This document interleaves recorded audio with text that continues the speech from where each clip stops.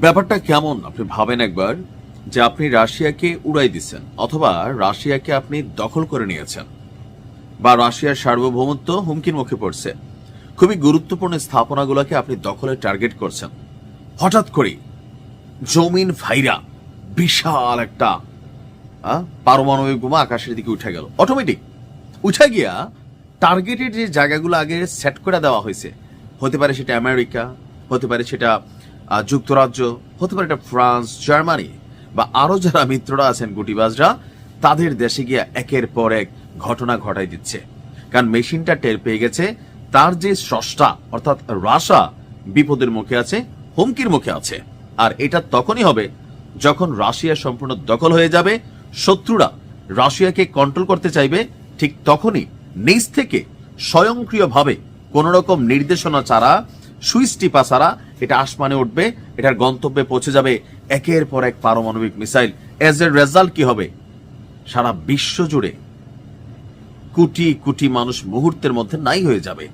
কেন রাশিয়া এই মেশিন বানাইলো আর আলোচনায় কেন আসছে? পুতিনকে তুলে নেওয়ার জন্য যুক্তরাজ্য মনে করছে এটা প্ল্যান করা দরকার। অন্যদিকে পশ্চিমারা মনে করছে বাবা পুতিনকে সাইজ করতে হবে, ইউক্রেন যুদ্ধ তো কোনোভাবে হচ্ছে না। ট্রাম্প মনে করতেছে ভারতকে ধমকায় টমকায় রাশিয়া থেকে তেল কিনা বন্ধ করছে, সুতরাং রাশিয়ার অর্থনীতিতে ধস পড়বে আর পারমাণবিক যে মেশিনারিজ গুলো আছে এগুলো তারা নিয়ে নিবে। কিন্তু আদৌ কি এই পরিকল্পনা বাস্তবায়ন করতে পারবে?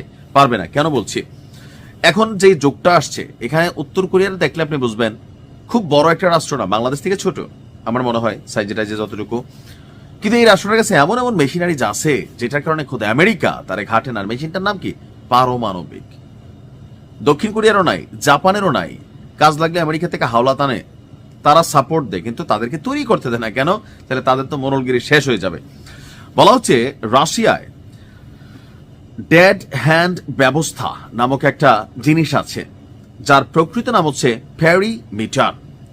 পশ্চিমা বিশ্লেষণে এমন এক স্বয়ংক্রিয় পারমাণবিক যন্ত্র আবিষ্কার করেছে রাশিয়া, যা মানুষের কোনো নির্দেশ ছাড়াই পৃথিবীকে ধ্বংস করে দিবে।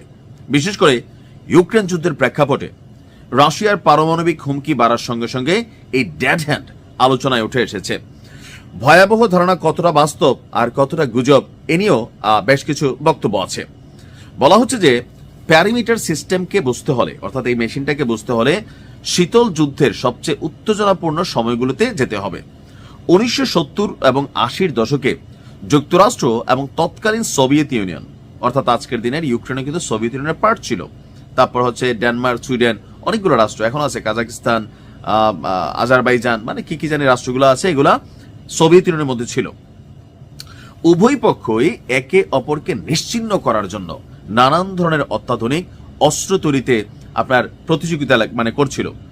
ওই সময় সোভিয়েত নেতৃত্বের মধ্যে একটা গভীর আশঙ্কা জন্ম নেয়, তা হলো যুক্তরাষ্ট্র যদি হঠাৎ নিখুঁত ডিক্যাপিটেশন স্ট্রাইক চালায়, অর্থাৎ পারমাণবিক হামলা করে, যাতে সোভিয়েত ইউনিয়নের রাজনৈতিক, সামরিক, কমান্ড সেন্টার এবং যোগাযোগ ব্যবস্থাগুলোকে একযোগে ধ্বংস করে দেয়, তাহলে তো যুক্তরাষ্ট্রের বিরুদ্ধে আর পাল্টা সুযোগ নেওয়ার, হামলা করার বা অভিযান চালানোর ব্যবস্থা থাকবে না।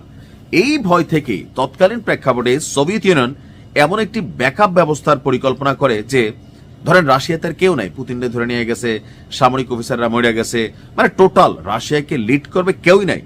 এমন অবস্থায় যেন পারমাণবিক প্রতিশোধ নিশ্চিত করতে পারে, সেই পরিকল্পনার ফলে ছিল এই পেরিমিটার। আর গুরুত্বপূর্ণ বিষয় হলো, এটাকে কেউ ড্যাডেন বলছেন, এটা রাশিয়ার সরকারি নাম নয়, রাশিয়ার এই ব্যবস্থাকে বলা হয় পেরিমিটার। ডেড হ্যান্ড শব্দটি পশ্চিমা বিশ্লেষক এবং সাংবাদিকদের তৈরি, বিশেষ করে মার্কিন গণমাধ্যম সাংবাদিক ডেভিড ই হফম্যান তার পুলিৎজার জয়ী বই, পুলিৎজার পুরস্কার হচ্ছে লাইক নোবেল সাংবাদিকদের জন্য এত বড় টাইপের, তো তিনিও পুলিৎজার পুরস্কার পেয়েছেন। তিনি তার বইয়ে দ্য ডেড হ্যান্ডে এই পেরিমিটারের নামটা সামনে নিয়ে আসেন। আর এখান থেকে যেটা শিক্ষণীয়, যে এটা নিজে নিজে চিন্তা করে কোনো ঘটনা ঘটাবে তা না, এটা হচ্ছে মূলত একটা ফেইল ডেডলি ব্যাকআপ কমান্ড এবং কন্ট্রোল সিস্টেম। এর মূল উদ্দেশ্য হচ্ছে একটাই, সব প্রচলিত যোগাযোগ ব্যবস্থা যখন ধ্বংস হয়ে যাবে, প্রচলিত যা আছে সব ধ্বংস হয়ে গেলে যেন রাশিয়ার পারমাণবিক অ্যাকশনটা প্রতিশোধের জন্য নিতে পারে। একাধিক সফল পরীক্ষা কিন্তু করা হয়েছে সেই 1985 সালে। আর এরপর ধাপে ধাপে আসার পরে, পুতিন কাকু বসার পরে বিশ্ব যতটা আপডেট হয়েছে এটার ভার্সনে ততটাই প্রযুক্তিকে কানেক্ট করা হয়েছে। বুঝতে পারছেন কেন রাশিয়ার সাথে লড়াই লাগাটা কষ্টকর।